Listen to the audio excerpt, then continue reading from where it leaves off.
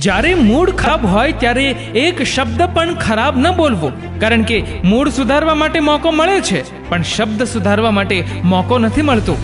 જન્મ લેવા માટે 2 લોકોની જરૂર પડે છે અને સ્મશાન સુધી જવા માટે 4 લોકોની જરૂર પડે છે. તો કોઈએ એવી હોશિયારી ન મારવી કે મારે તો કોઈની જરૂર જ નથી. સાચું કહી દેનાર વ્યક્તિનો ક્યારેય સાથ ન છોડશો. ભલે તેની વાતો કડવી લાગે, પણ એનાથી વધારે ચોખ્ખા દિલની વ્યક્તિ તમને બીજી કોઈ નહીં મળે. કોઈ વ્યક્તિને એટલું બધું માન ન આપો કે એ વ્યક્તિ તમને ભંગારના ભાવના સમજવા માંડે.